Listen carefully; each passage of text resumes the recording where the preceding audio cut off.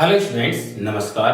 आज की इस वीडियो में हम पढ़ने वाले हैं एनसीईआरटी कक्षा 10 गणित के सभी सूत्र। इस एक वीडियो में आपको पूरी बुक के सारे सूत्र आपको एक साथ मिल जाएंगे, तो वीडियो को अंत तक देखें। आपके लिए ये फॉर्मूले बहुत ज्यादा हेल्पफुल रहेंगे। तो वीडियो को लाइक जरूर करें, अपने दोस्तों के साथ शेयर करें और चैनल को सब्सक्राइब जरूर कर लें। चलिए शुरू करते हैं। सबसे पहले बात करेंगे हम पहले चैप्टर की। पहले चैप्टर का नाम है वास्तविक संख्याएं। वास्तविक संख्याएं, ठीक है। और इसके अंदर मैंने कोई फॉर्मूले नहीं है, पर यहां पर कुछ अवधारणाएं हैं, जिसे एचसीएफ और एलसीएम, इनकी परिभाषाएं हैं। तो परिभाषाएं क्या होती हैं कि हमारे पास में जितनी भी संख्याएं होती हैं उनके अभाज्य गुणनखंडों की जो सबसे छोटी घात होती है उनका गुणनफल होता है, वो एचसीएफ होता है। तो यहां पर लिखेंगे सभी संख्याओं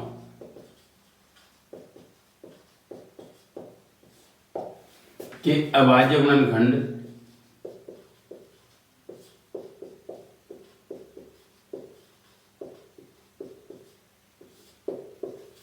की सबसे छोटी घात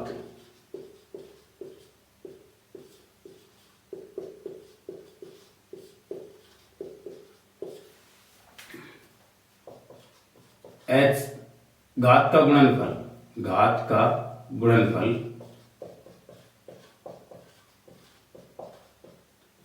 एचसीएफ कहलाता है।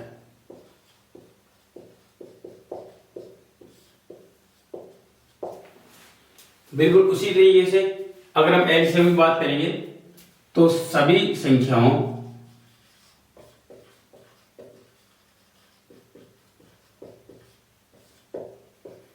के अभाज्य गुणनखंडों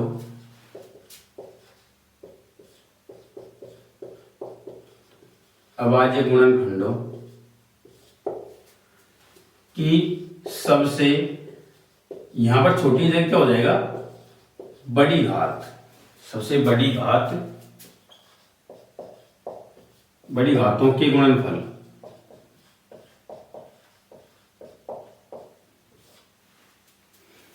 एलसीएम कहलाता है,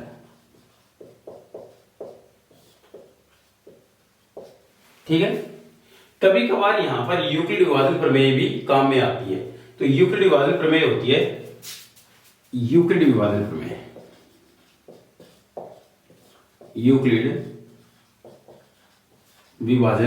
प्रमेय, ये प्रमेय कभी कभार पूछ लेते हैं।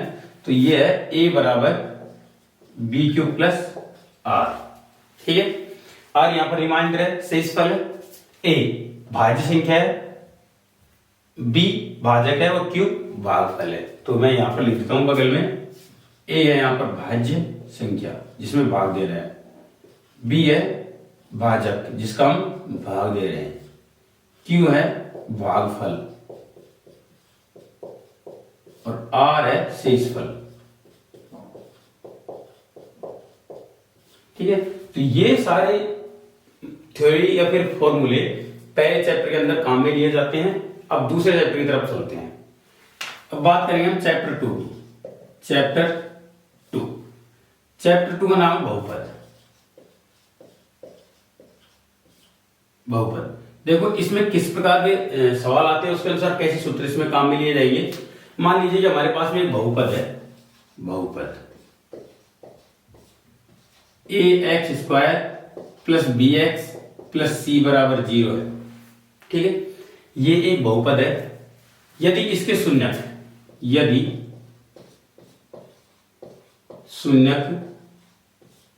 अल्फा व बीटा है,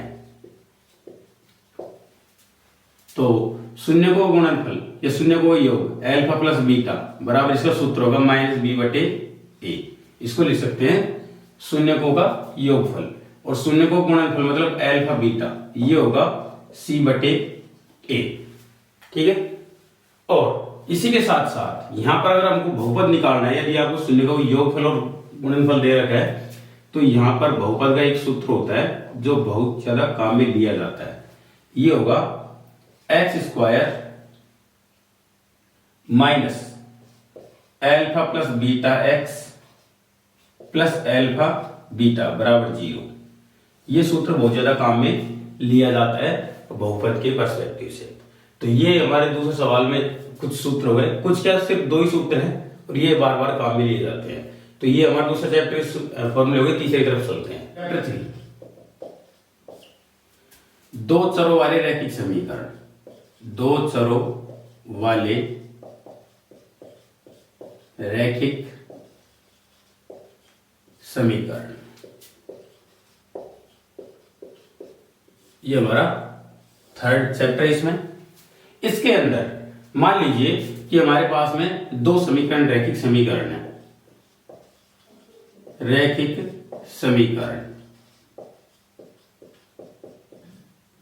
समीकरणों की प्रकृति चेक करेंगे। यहां पर हम प्रकृति चेक करने के लिए मान लीजिए हमारे पास में 2 समीकरण है। a1x plus b1y plus c1 equal to 0 और दूसरा है a2x plus b2y plus c2 बराबर 0। ये 2 रैखिक समीकरण है। इनकी प्रकृति चेक करने के लिए हमें a1 बटे a2, b1 बटे b2 और c1 बटे c2 के बीच में संबंध याद करना होगा। यदि a1 बटे a2 बराबर नहीं है b1 बटे b2 के, c1 बटे c2 बराबर हो या ना हो उससे कुछ फर्क नहीं पड़ता। अगर शुरुआत की 2 संख्याएं बराबर नहीं है तो यहां पर जो मूलों की प्रकृति है वो कैसी होगी? मूल होंगे अलग अलग, मूल होंगे वास्तविक व अलग अलग, वास्तविक व अलग अलग, अलग अलग। इसके अलावा यहां पर इनकी वजह से जो समीकरण युग्म निकाय है वो क्या होगा? संगत होगा। तो यहां पर लिखिए समीकरण युग्म संगत होगा। ठीक है।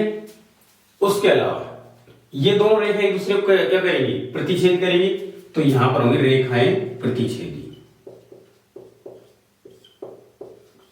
रेखाएं प्रतिच्छेदी मतलब दोनों रेखाएं एक दूसरे को किसी न किसी बिंदु पर काटेंगी जरूर। तो ये हमारी पहली कंडीशन हो गई और सबसे ज्यादा काम में आने वाली कंडीशन यही है। दूसरी कंडीशन देखो, यदि a1 बटे a2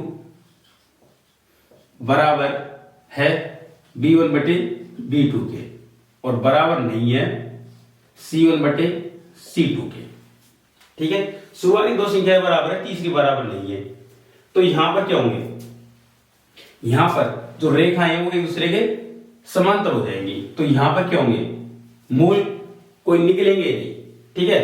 तो यहां पर निकले कोई हल नहीं, इसका कोई हल नहीं निकल पाएगा क्योंकि जब रेखा एक दूसरे को किसी बिंदु पर मिलेंगी नहीं तो कोई हल नहीं निकल पाएगा, ठीक है।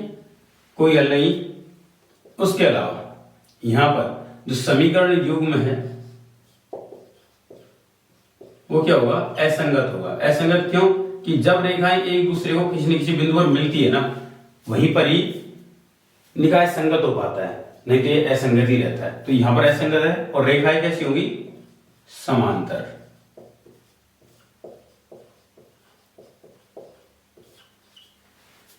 ये हमारी दूसरी कंडीशन हो गई। तीसरी कंडीशन की बात करेंगे, इसमें तीनों बराबर होंगे। a1 बटे a2 बराबर b1 बटे b2 बराबर c1 बटे c2। इसमें इस कंडीशन में रेखाएं क्या होंगी? दूसरे की संपाती होंगी। तो यहां पर क्या होंगे? अनंत हल होंगे। क्यों? क्योंकि एक रेखा दूसरी रेखा को अनंत बिंदु पर काट रही होगी। तो यहां पर अनंत हल होंगे। समीकरण युग्म संगत होगा। इसका कारण यह है क्योंकि एक रेखा दूसरी रेखा को अगर एक बिंदु पर भी काटती है तो निकाय संगत हो जाता है, लेकिन यहां पर तो अनंत बिंदु पर काट रही है इसलिए ये निकाय संगत होगा और रेखाएं होंगी संपाती, रेखाएं संपाती, ठीक है। तो ये 3 कंडीशन थी इस चैप्टर में और इन तीनों कंडीशन के अलावा और स्टूडेंट ज्यादा कुछ पूछता नहीं है, इनसे संबंधित सवाल पूछता रहता है। तो ये 3rd चैप्टर हो गया। 4th चैप्टर की तरफ चलते हैं।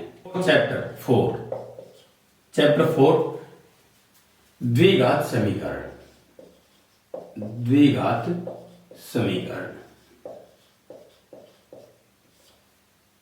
देखिए अगर हम द्विघात समीकरण की बात करें तो द्विघात समीकरण का फॉर्मूला होता है ax square plus bx plus c बराबर 0।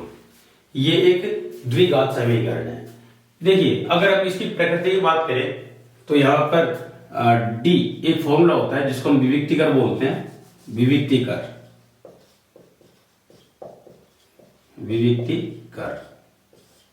d बराबर b स्क्वायर माइनस 4ac, ठीक है, जहां a b c ये मान है, ठीक है।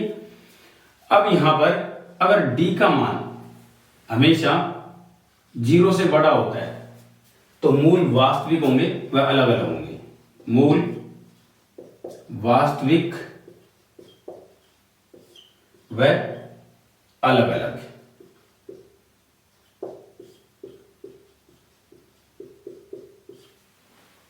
यदि d का मान 0 के बराबर है तो मूल क्या होंगे, समान होंगे। मूल समान होंगे, ठीक है, और वास्तविक होंगे।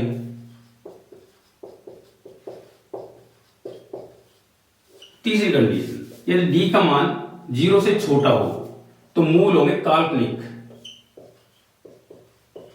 मूल काल्पनिक होंगे वह कोई हल नहीं होगा। इस कंडीशन में कोई हल नहीं, ठीक है। तो हमें इन दोनों कंडीशन में ही मूलों के हल निकालने हैं। इस कंडीशन में कोई हल नहीं निकालना है, ठीक है। कभी कभी इसी के अंदर एक फॉर्मूला और काम में लिया जाता है जिसे हम श्रीधर आचार्य सूत्र भी कहते हैं, ठीक है। तो श्रीधर आचार्य सूत्र से, श्रीधर आचार्य सूत्र से यहां पर इसके मूल निकालेंगे तो x बराबर minus B plus minus under root B square minus 4ac बटे 2a, ये फॉर्मूला होता है। इसकी सहायता से एक द्विघात समीकरण के दो मूल निकल कर आते हैं, ठीक है। और इससे मूल तभी निकल कर आएंगे जब शुरुआती दो कंडीशन होंगे। तीसरी कंडीशन में तो हमेशा मूल काल्पनिक होंगे और उस कंडीशन में यहां पर ये सूत्र है वो काल्पनिक हल भी निकाल कर देता है, अगर आप ध्यान से पढ़े तो ये हमारा चौथा चैप्टर हो गया। अब पांचवें चैप्टर की तरफ चलते हैं। चैप्टर 5 समांतर श्रेणियां।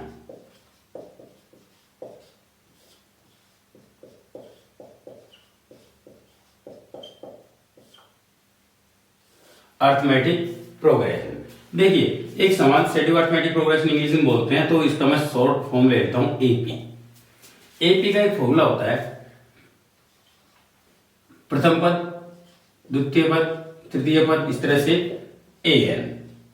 इसमें n पद होते हैं। n एक संख्या होती है जिसको हम प्राइमरी संख्या बोलते हैं। इसका मान कभी 0 नहीं होता, 1 से लेकर ये चलती रहती है कंटिन्यू, और इसका मान कभी पॉइंटों में भी नहीं होता, ठीक है। अगर हमारा पहला पद की बात करें तो पहला पद a होता है, दूसरा पद होता है a प्लस d। अगर हम पहले पद में सार्वंतर जोड़ दें तो दूसरा पद आ जाता है। अगर हम पहले पद में 2 गुना सार्वंतर जोड़ दें तो तीसरा पद आ जाता है। इस तरह से चलता चलता आगे चलता रहता है। यहां पर हमको सार्वंतर d निकालना है तो दूसरे पद में से हम पहला पद घटाएंगे। घटाकर चेक कर ले, मतलब a प्लस डी में से a घटाएंगे तो a से घट जाएगा, केवल d बचेगा, ठीक है। उसके अलावा यहां पर अगर आपको nवां पद ज्ञात करना है, यहां पर मान लो कि 3 पद तो दे रखे हैं। मान लो आपको 10, 15, 20 कोई सा पद पूछे तो उसके लिए एक फॉर्मूला होता है जिसको nवां पद बोलते हैं। इसके लिए फॉर्मूला होगा a plus n minus 1 d, ठीक है। तो ये nवां पद ज्ञात करने का सूत्र हो गया। इसके अलावा यहां पर हम n पदों योगफल भी ज्ञात कर सकते हैं। उसके लिए Sn फॉर्मूला होता है। Sn का फॉर्मूला होगा n बटे 2a plus n minus 1 d, ये हो गया। अगर हमको एक और फॉर्मूला होता है जो इसी में से काट कर निकाला गया है, जैसे n बटे 2, यहां पर 2 1 में a plus a, 2 bar a लिख देता हूं, प्लस n माइनस 1 d। अब देखो ये जो है a plus n minus 1 d बिल्कुल ये का ये है, और इसके लिए मैं an लिख सकता हूं। तो यहां पर एक नया फॉर्मूला बन जाएगा n बटे 2 a प्लस an। तो ये एक नया फॉर्मूला और बन जाता है समांतर श्रेणियों के अंदर। तो समांतर श्रेणियों में सिर्फ यही फॉर्मूले काम में आते हैं। अब छठे चैप्टर की तरफ चलते हैं। चैप्टर 6 त्रिभुज। देखिए जो त्रिभुज चैप्टर है इसके अंदर वैसे तो बहुत सारे सूत्र होते हैं, लेकिन क्षेत्रफल के अलग होते हैं, इनकी समरूपता के अलग होते हैं, सर्वांग समता के अलग होते हैं। यहां पर हम खासकर पढ़ेंगे समरूपता से संबंधित सूत्र। तो यहां पर सूत्र न होकर कुछ कसौटियां होती है। कसौटियां मतलब यदि मान लीजिए हमारे पास दो त्रिभुज है, दो त्रिभुजों में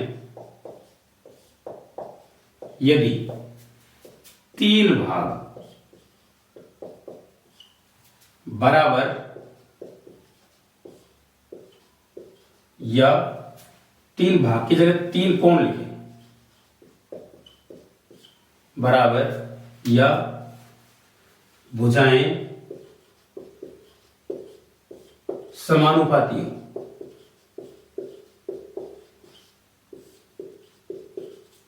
हो तो वे त्रिभुज समरूप होते हैं।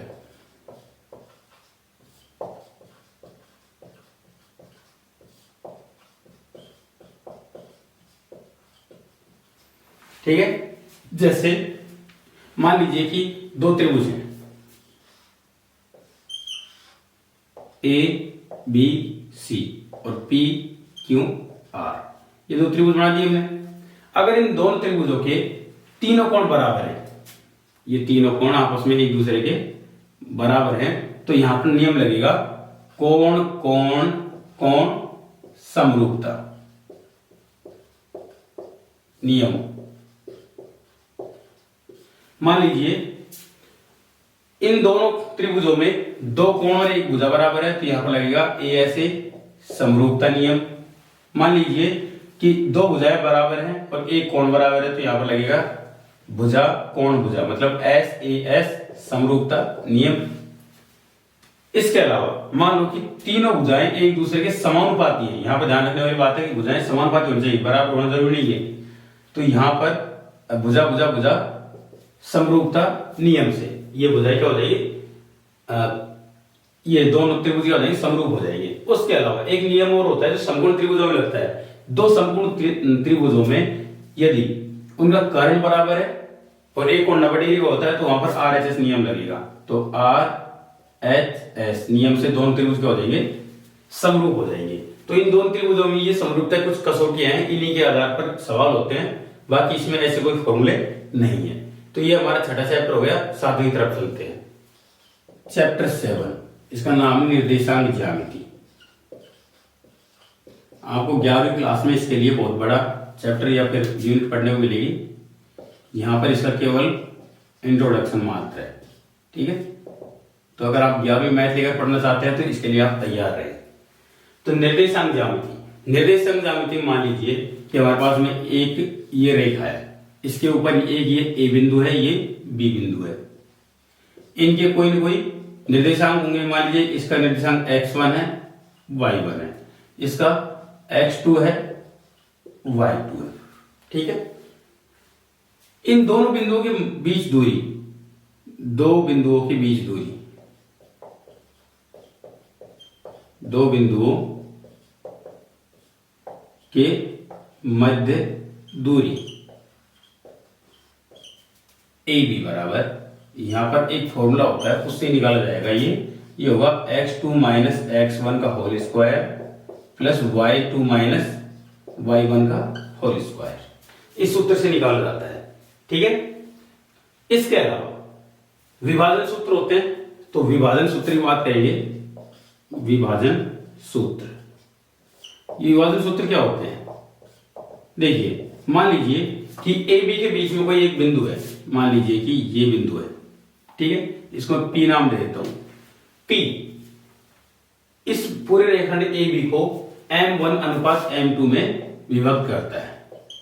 मतलब M1 का मान 1 2 3 4 कुछ भी हो सकता है, M2 का मान 1 2 3 4 कुछ भी हो सकता है। जैसे मान लो M1 M2 का अनुपात हुआ 1:2 या 2:3 या 3:4 या 4:5 या 4:5 एक इस तरह उल्टा सीधा कैसे भी हो सकता है। तो अगर इन m1 m2 का मान हुआ तो यहाँ पर इस बिंदु के कुछ निर्देशांक निकल के आएंगे, तो इसके निर्देशांक x y होंगे। तो यहाँ पर पहले हम x का निर्देशांक निकालेंगे। x का निर्देशांक का सूत्र होगा m1 x2 plus m2 x1 बटे m1 प्लस m2। इसी तरीके से y के निर्देशांक निकल कर आएंगे m1 y2 plus m2 y1 बटे m1 प्लस m2। ये हमारे पास में दोनों सूत्र क्या होंगे, विभाजन सूत्र होंगे। यदि m1 m2 का मान एक हुआ तो ये बिंदु कहां जाएगा, बीचों बीच आ जाएगा। तो इसके लिए एक नया सूत्र बनेगा, मध्य बिंदु का सूत्र, मध्य बिंदु के निर्देशांक। उसके लिए निर्देशांक हम x और y निकालेंगे। तो x बराबर होगा x1 प्लस x2 बटे 2। इस तरीके से y बराबर y1 प्लस y2 बटे 2। तो ये केवल 3 सूत्र हैं इस पूरे चैप्टर 7 में, जिससे ये पूरे प्रश्नावली आराम से हल हो जाएगी, आपको कहीं कोई दिक्कत नहीं आएगी। चलिए अगले चैप्टर की तरफ चलते हैं। ये चैप्टर 8 और 9 के एक साथ ही फॉर्मूले लिखेंगे, क्योंकि 8 और 9 त्रिकोणमिति का परिचय है, तो उसी से संबंधित सारे फॉर्मूले होंगे। त्रिकोणमिति का परिचय।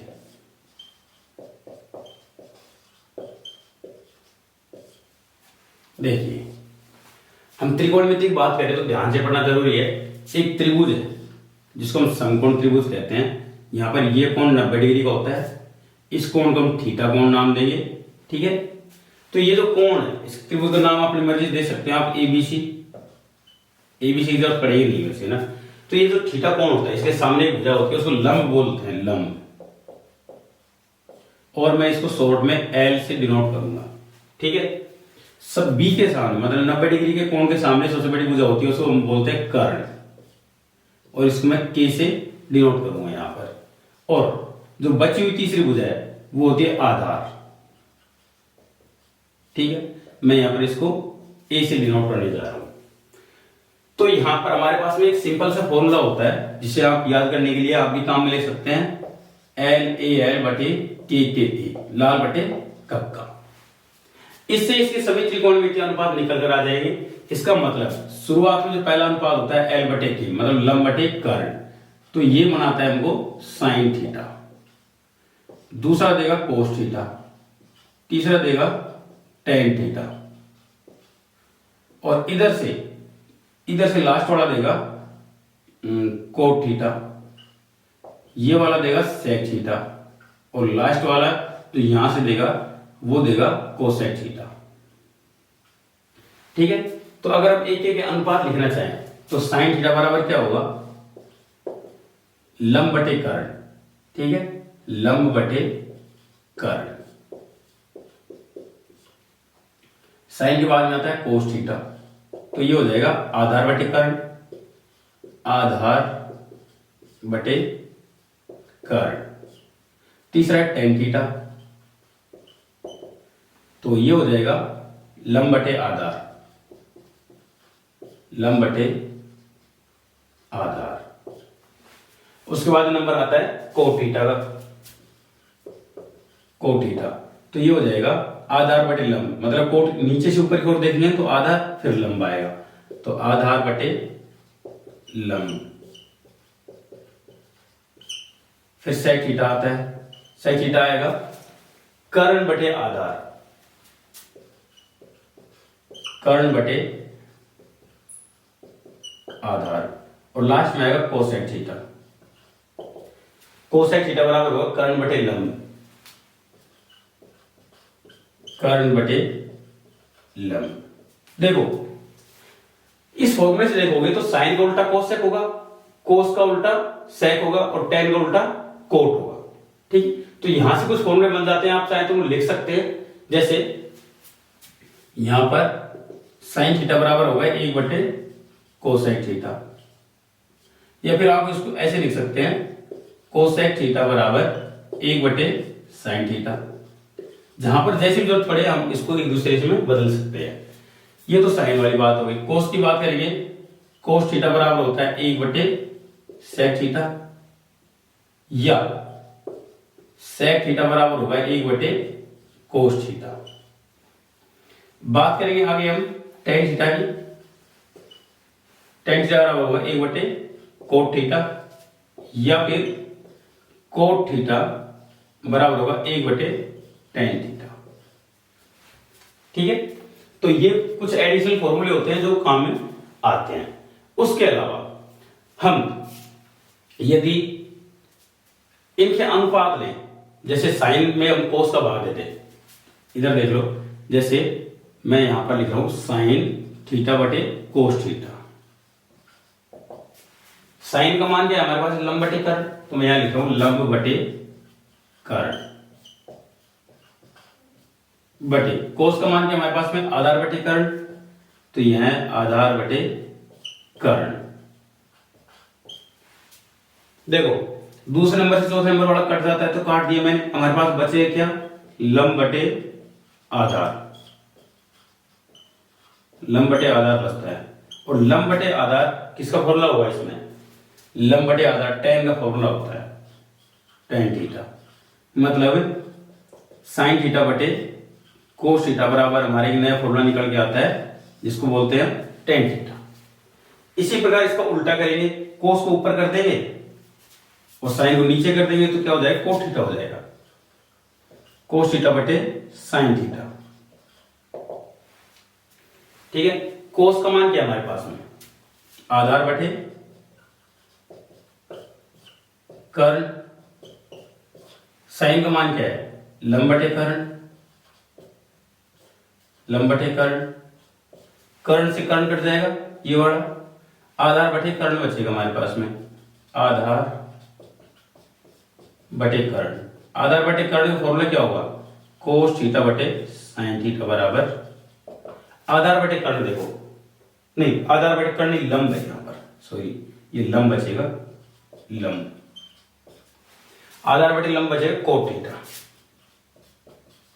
तो ये भी नया फॉर्मूला निकल कर आता है। ठीक है, और यहां पर ये तो हम पढ़ ही चुके हैं कि कोस और सेक कैसे एक दूसरे में कन्वर्टेबल होते हैं, तो आप इन्हें लिखें। आगे कुछ और फॉर्मूले हैं जो हम निकालने की कोशिश करेंगे। अब हम क्या करेंगे, यहां पर त्रिकोणमितीय सरल समीकरण जो काम में आती हैं सवाल हल करते टाइम पे, त्रिकोणमितीय सरल समीकरण। वैसे तो बस फॉर्मूले आपके सामने 1 मिनट में लिख के खत्म करूं, लेकिन ये सरल समीकरण आती कैसे हैं उसके बारे में बात करेंगे। देखिए, आप पाइथागोरस प्रमेय जानते हो, पाइथागोरस प्रमेय से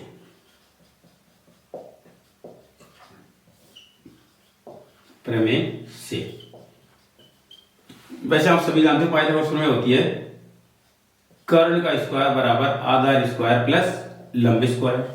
ठीक है, अब यहां पर जो कर्ण स्क्वायर है ना, यहां पर जो भी संख्या अकेली रहती है इसको मैं ऐसे लिख दूं कि कर्ण स्क्वायर को मैं आगे की तरफ लिख दूं कर्ण स्क्वायर। ठीक है, कोई बात इधर लिखो चाहे इधर लिखो, कोई फर्क नहीं पड़ता। अब यहां पर ये जो कर्ण स्क्वायर अकेला है तो मैं इस पूरे उसमें कर्ण स्क्वायर का भाग दूंगा, तो मैं लिखूंगा दोनों पदों में कर्ण स्क्वायर का भाग देने पर।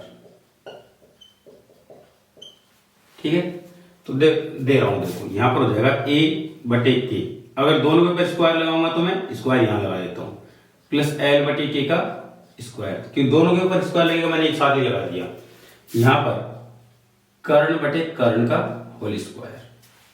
देखो कर्ण आधार बटे कर्ण, आधार ऊपर है ना, और कर्ण नीचे है। आधार बटे कर्ण क्या बनकर आता है हमारे पास में, कोस थीटा।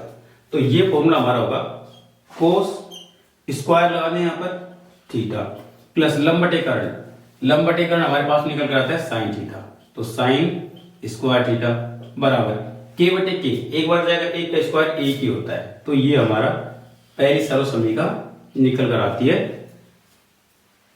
जिसे हम त्रिकोणमितीय सरल समीकरण कहते हैं। यहां पर जो जगह खाली है इसमें देखें, यहां पर हमारे पास पाइथागोरस प्रमेय है क्या जनरली, ए स्क्वायर प्लस एल स्क्वायर बराबर के स्क्वायर। अगर मैं इस ए स्क्वायर को यही रहने दूं, के स्क्वायर या एल स्क्वायर को इधर ले जाकर माइनस एल स्क्वायर कर दूं, तो ऐसा हो सकता है आराम से, आधार स्क्वायर बराबर कर्ण स्क्वायर माइनस लंब स्क्वायर। ठीक है, तो देखो यहां पर मैं इसको पलट देता हूं, थोड़ा सा ऐसे लिख देता हूं, थोड़ा सही रहेगा, ए स्क्वायर। ठीक है, उससे कुछ करना पड़ेगा, इस वाले को मैंने इधर लिख लिया, इसको इधर लिख लिया।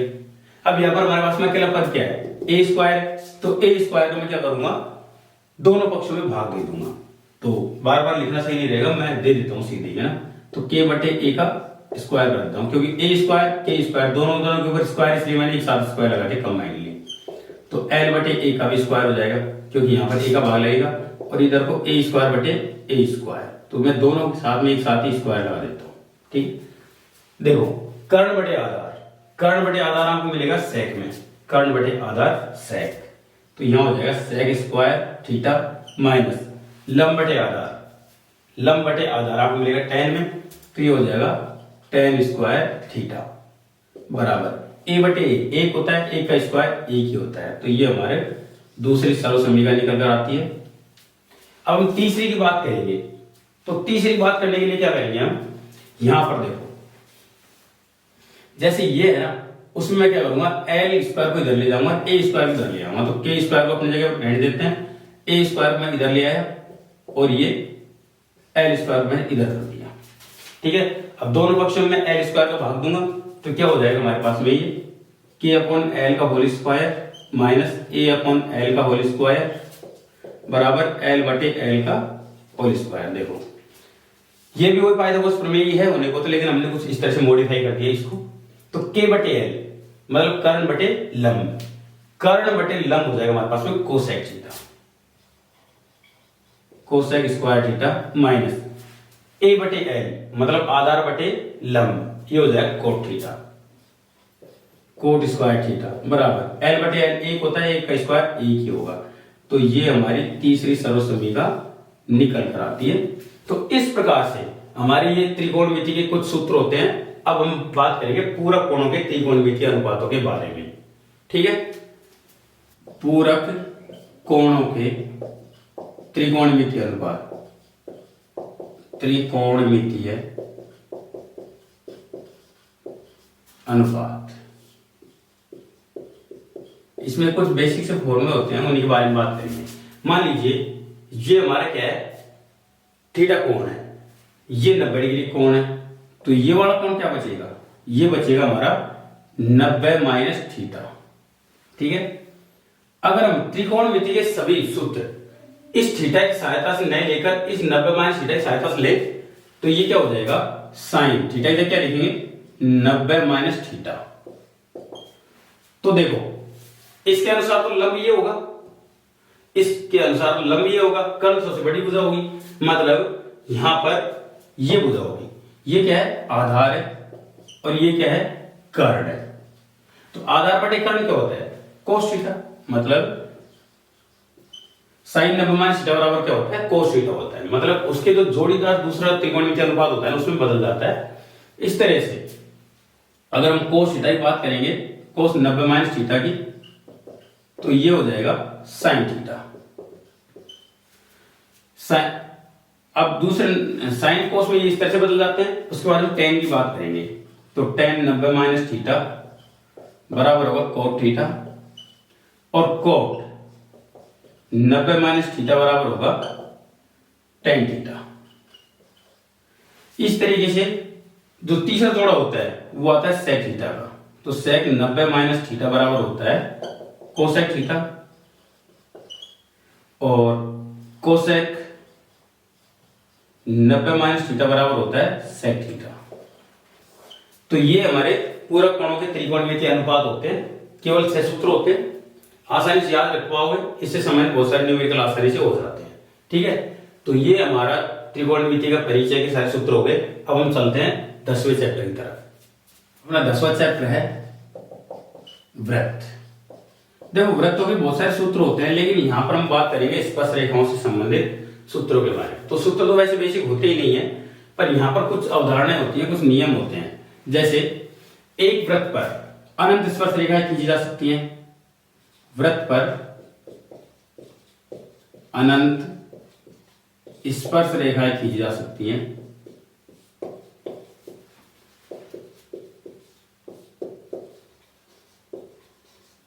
खींची जा सकती है। ठीक है। दूसरा, एक बिंदु पर केवल एक ही स्पर्श रेखा खींची जा सकती है। एक बिंदु पर केवल एक ही स्पर्श रेखा खींची जा सकती है।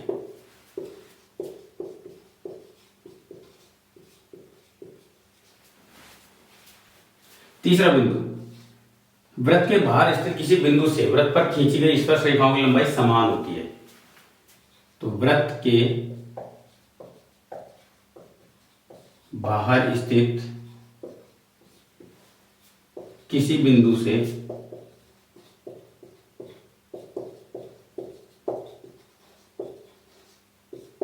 खींची गई स्पर्श रेखाओं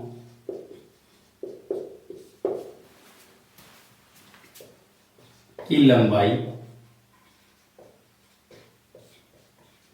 समान होती है।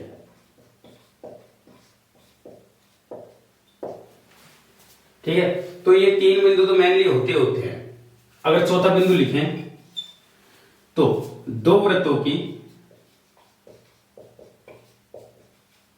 अधिकतम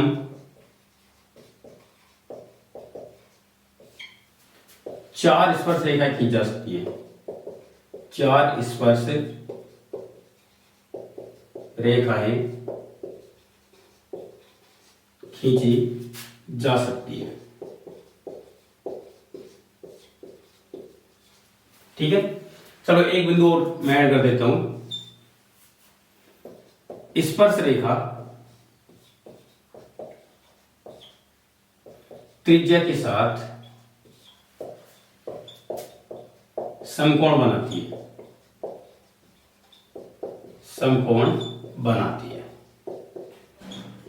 ठीक है। तो ये मेन पॉइंट है। इन पॉइंटों के आधार पर ये आपकी ये जो पूरा चैप्टर है 10वां वृत्त, ये आराम से सोल्व हो जाएगा। बिल्कुल आसान न्यूमेरिकल होते हैं इसमें। चलिए अब 11 चैप्टर की तरफ चलते हैं। चैप्टर 11, वृत्तों से संबंधित क्षेत्रफल। वृत्तों से संबंधित क्षेत्रफल। देखो, इसके सूत्र में बात करेंगे तो सबसे पहले बात करेंगे वृत्त की परिधि। वृत्त की परिधि क्या हुआ? 2 पाई r। ठीक है। अब वृत्त की परिधि मान लो ये तो पूरा वृत्त है, इसकी ये जो चार तरफ की लंबाई है ये तो हो जाएगी वृत्त की परिधि। मान लो हमें यहां से और यहां तक की चाप की लंबाई याद करनी है, तो ये यहां से और इसके केंद्र के साथ में थीटा कोण बनाएगा। ठीक है। अगर हमको थीटा कोण दे रखा है और हमें इस चाप की लंबाई याद करनी है AB। ठीक है। तो यहां पर चाप की लंबाई का भी एक फॉर्मूला होगा। तो चाप की लंबाई तो ये होगा 2 पाई r, इसको गुणा कर देंगे थीटा बटे 360 से।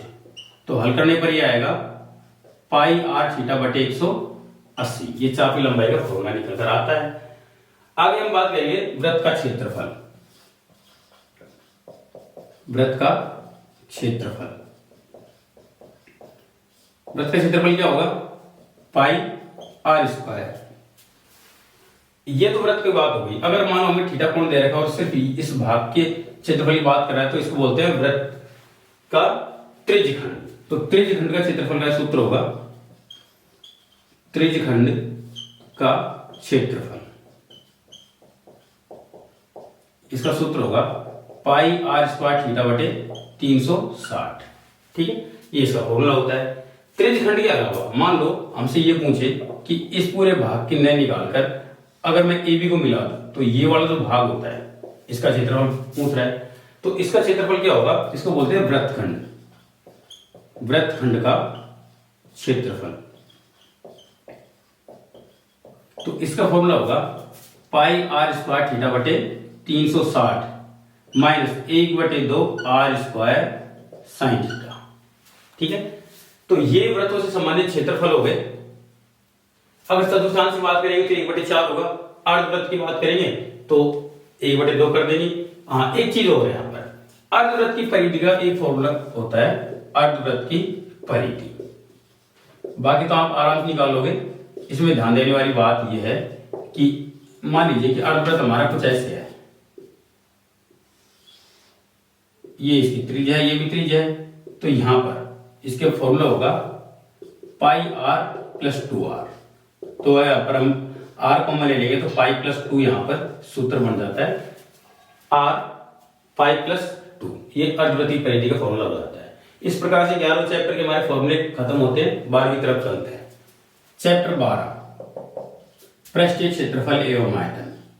पृष्ठीय क्षेत्रफल एवं आयतन।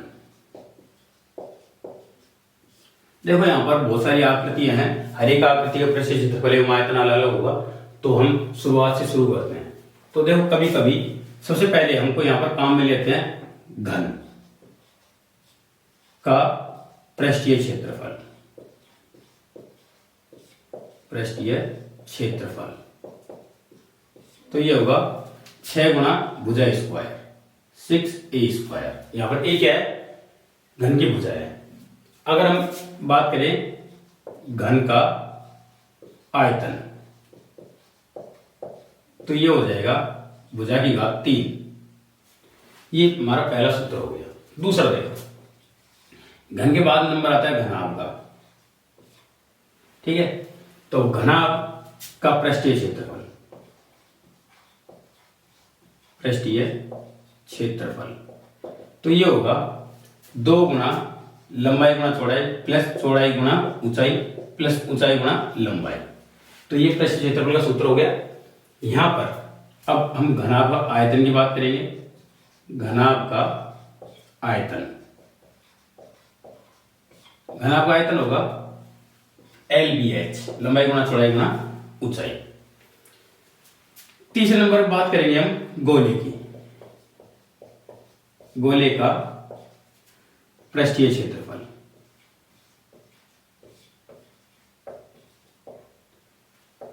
तो गोले का पृष्ठीय क्षेत्रफल क्या होता है, 4 पाई आर स्क्वायर। ठीक है, गोले का आयतन की बात करेंगे हम। गोले का आयतन, गोले का आयतन होगा 4/3 पाई आर क्यूब। अब चौथे नंबर पे हम अर्धगोला ले लेते हैं। तो अर्ध गोले का पृष्ठीय क्षेत्रफल क्या होगा, 4 की जगह क्या कर लेंगे हम। हाँ, यहां पर पृष्ठीय क्षेत्रफल 2 तरीके का होता है, एक वक्र पृष्ठीय क्षेत्रफल होता है, दूसरा तो पहले वक्र पृष्ठीय क्षेत्रफल ले लेंगे।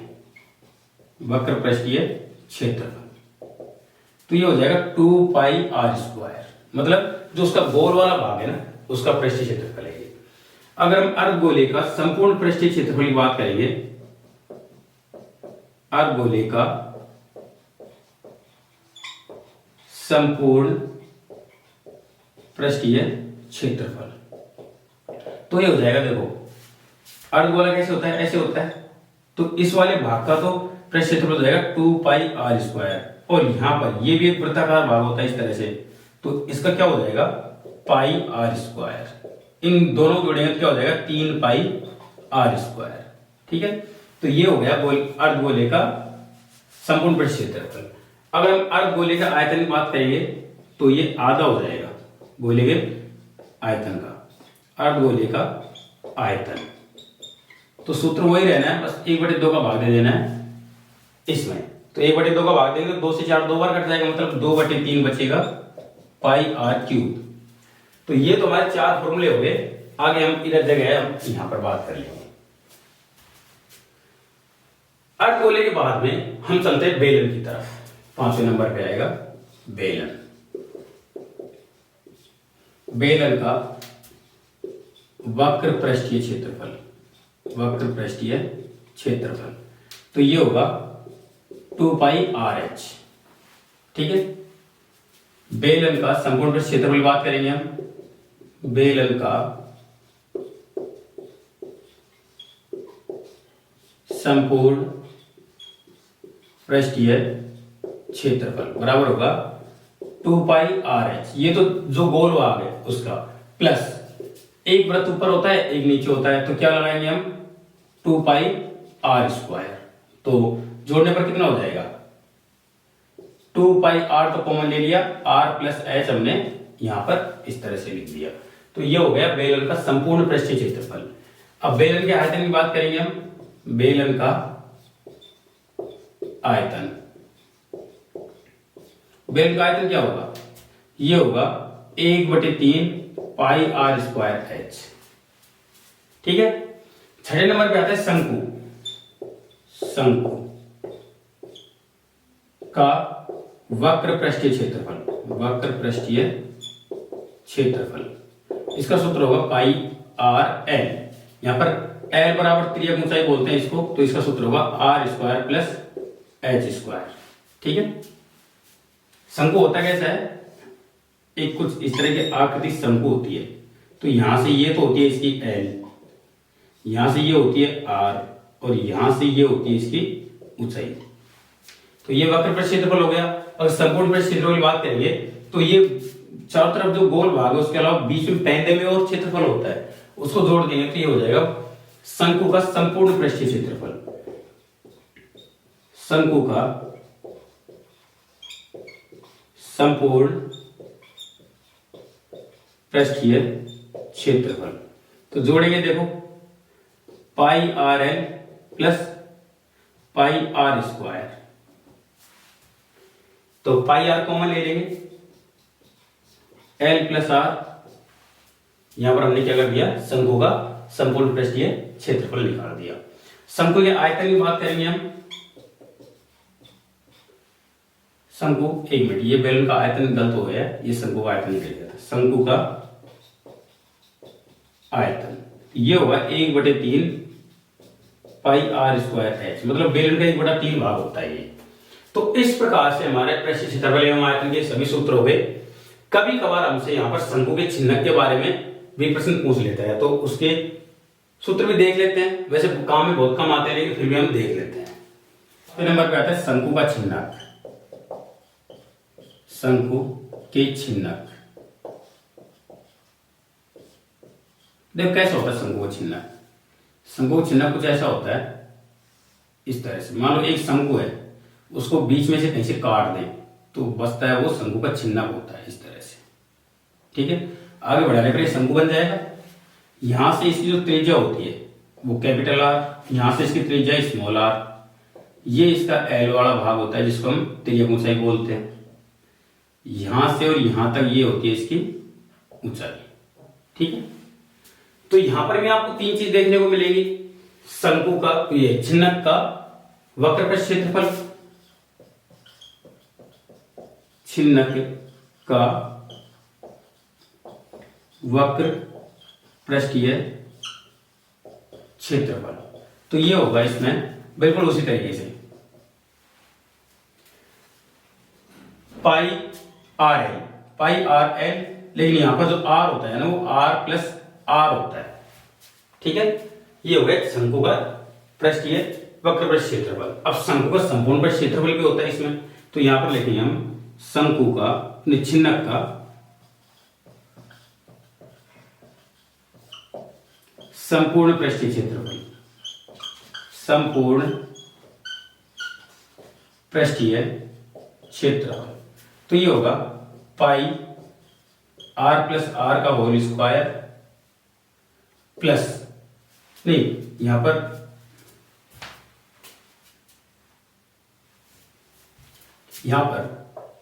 ये स्क्वायर होगा R square plus R square, और यहां पर आर प्लस आर एल। ठीक है, और ये पूरे के साथ में लग जाएगा कोष्टक। ठीक है, क्यों? क्योंकि पाई आर स्क्वायर निचले वाले भाग का क्षेत्रफल जुड़ जाएगा, पाई आर स्क्वायर ऊपर वाले का जुड़ जाएगा, और आर प्लस आर एल ये बगल वाले भाग का क्षेत्रफल हो जाएगा। तो टोटल मिलाकर क्या हो जाएगा शंकु का संपूर्ण पृष्ठ क्षेत्रफल। अब नेक्स्ट बात करेंगे हम शंकु के आयतन की, वो छिन्नक के आयतन की। छिन्नक का आयतन तो ये बिल्कुल वैसे ही होगा, 1/3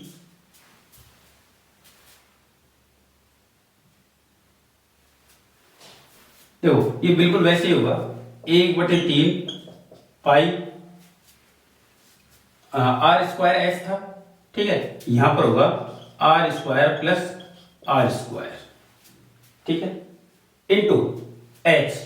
कैसे निकालेंगे यहां पर, h तो यहां पर दिया हुआ है ना, तो इससे हम यहां पर सीधे सीधे निकाल सकते हैं। तो एक काम करो, यहां पर मैं इसको कुछ ऐसे लिख देता हूं, पाई h r² plus r² plus r। ऐसे हम इस फॉर्मूले की सहायता से आसानी से हम शंकु की छिन्नक का आयतन भी निकाल पाएंगे। तो ये हमारे 12वें चैप्टर के क्या हो गए, सभी पृष्ठ क्षेत्रफल और आयतन के सारे सूत्र हो गए। अब हम 13वें और 14वें चैप्टर की तरफ चलते हैं। चैप्टर 13 सांख्यिकी। देखो सांख्यिकी के अंदर जनरली 3 ही फॉर्मूले होते हैं, माध्य, बहुलक और माध्य। तो पहले तो माध्य की बात करेंगे। देखो माध्य यहाँ पर x बार से इसको डिनोट किया जाता है, ठीक है। तो यहाँ पर फॉर्मूला होगा सिग्मा fx बटे सिग्मा f। ये तो साधारण कंडीशन हो गया ना, ये तो हमारे साधारण जो वर्गीकृत या फिर अवर्गीकृत बारंबार होती है उनके अनुसार निकल जाएगा। अगर हम इसको जो हमारे पास वर्गीकृत बारंबार है और उस बड़ी साइज में है, मतलब बड़ी बड़ी संख्याएं हैं, तो वहां पर हम निकालेंगे कल्पित माध्य। तो कल्पित माध्य का भी एक फॉर्मूला होगा, कल्पित माध्य, इसको भी x बार से डिनोट किया जाता है, ठीक है। इसका फॉर्मूला होगा a plus sigma F D बटे सिग्मा एफ। इसके अलावा पग विचलन विधि से भी यहां पर ये माध्य निकाल जाता है, पद विचलन विधि से माध्य x बार बराबर a plus sigma F you बटे सिग्मा एफ गुणा h। तो ये फॉर्मूला होता है केवल माध्य का। अब बात करें हम बहुलक की। तो बहुलक क्या होता है, सबसे अधिक बार आने वाली जो संख्या होती है ना, कोई भी हमारे पास में बारंबारता बंटन सारणी है, उसमें सबसे ज्यादा अधिक बार या सबसे अधिक बारंबारता वाली जो संख्या होती है वो होगी बहुलक। तो बहुलक का अगर वर्गीकृत बारंबारता में बहुलक का फॉर्मूला होगा l plus f1 minus f0 बटे 2f1 minus f0 minus f2 गुणा h। तो ये तो बहुलक हो गया। इस तरीके से माध्यक, माध्यक क्या होता है, अगर हम जो हमारा बारंबारता बंटन है उसको या तो आरोही क्रम में लिखें या अवरोही क्रम में लिखें, तो जो बीचों बीच जो संख्या होगी वो माध्यक होगा। और अगर हमारे पास में वर्गीकृत बारंबारता बंटन सारणी है तो उसके लिए जो फॉर्मूला होगा l प्लस n बटे 2 माइनस सी एफ बटे एफ गुणा h। यहां पर n बटे 2 क्या है, सभी बारंबारताओं के योग का आधा, सी एफ क्या है, यहां पर संचय बारंबारता है, f यहां पर सबसे अधिक बारंबारता वाली जो पद है उसकी बारंबारता है, l निम्न सीमा है बारंबारता बंटन सारणी वाली उसकी निम्न सीमा, h क्या है, h एक तरीके सार्वंतरिक है, मतलब डिफरेंस है जो वर्ग अंतराल में बोलते हैं इसको। तो ये हमारे 13वें चैप्टर के सारे फॉर्मूले हो गए। अब लास्ट हमारा 14वां चैप्टर बचता है, उसकी तरफ चलते हैं। चैप्टर 14 प्रायिकता, प्रोबेबिलिटी बोलते हैं इसको। देखिए प्रायिकता, इसका केवल एक ही फॉर्मूला होता है, इसको P से डिनोट किया जाता है, PE से, ठीक है। तो यहां पर जो मेन फॉर्मूला होता है वो अनुकूल परिणाम बटे कुल परिणाम, अनुकूल परिणाम बटे कुल परिणाम, मेन फॉर्मूला यही है, ठीक है। तो ये तो प्रायिकता होने की प्रायिकता है, ठीक है। और नहीं होने की प्रायिकता भी यहां पर निकाली जाती है, नहीं होने की प्रायिकता, नहीं होने की प्रायिकता क्या होगा, इसको PE नोट से डिनोट करते हैं इस तरह से। तो ये होगा 1 माइनस PE, मतलब जो हमारे ये वाला जो प्रायिकता निकलेगी ना उसको घटा देंगे एक में से, तो ये नहीं होने की प्रायिकता होती है। इसके अलावा यहां पर देखो पीई प्लस पीई नॉट, इन दोनों का योग 1 होता है, ठीक है। और यहां पर जो पीई है, प्रायिकता है, इसका मान हमेशा या तो 0 के बराबर होता है या फिर 0 से बड़ा होता है, और 1 के बराबर होता है या फिर 1 से छोटा होता है। तो ये कुछ कंडीशन है जो प्रायिकताओं में लगती है। प्रायिकताओं में जो परिणाम है वो 2 प्रकार के होते हैं, संप्रायिक और असंप्रायिक। तो संप्रायिक परिणाम जो कोई ऐसी घटना जिसमें जो आने वाला रिजल्ट है, परिणाम है, उनका हमें पहले से पता नहीं होता है कि क्या आने वाला है। अगर उनके आने वाले परिणामों के बारे में हम पहले से इंश्योर नहीं हो, कि जैसे हम सिक्का उछालें, सिक्का उछालने के बाद में वो नीचे गिरने के बाद में हेड आएगा, टेल आएगा, हमें पहले से कुछ पता नहीं होता है, इसलिए ये परिणाम क्या है, संप्रायिक है। लेकिन कुछ परिणाम ऐसे हैं कि मैं घर से जा रहा हूं स्कूल जाते समय स्कूल पहुंच जाऊंगा, तो इसमें मुझे ज्यादातर संभावना ये है कि मैं स्कूल पहुंच ही जाऊंगा। इसका मतलब इसकी प्रायिकता क्या है, ज्यादा है। इसका मतलब अगर कोई भी घटना ऐसी है जिसमें किसी एक परिणाम की प्रायिकता कुछ ज्यादा है, मतलब हमें पहले से पता है कि ऐसा हो ही जाएगा, तो उसको बोलेंगे हम असंप्रायिक घटना।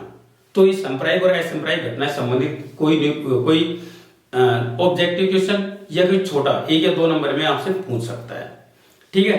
तो इस प्रकार से हमारे जो कक्षा 10 के गणित के सारे फॉर्मूले हम देख चुके हैं, पढ़ चुके हैं। आपको कैसे लगे कमेंट करके जरूर बताएं, वीडियो को लाइक जरूर करें, अपने दोस्तों के साथ शेयर करें और चैनल को सब्सक्राइब जरूर कर लें। चलिए मिलते हैं अगले वीडियो के साथ में, धन्यवाद।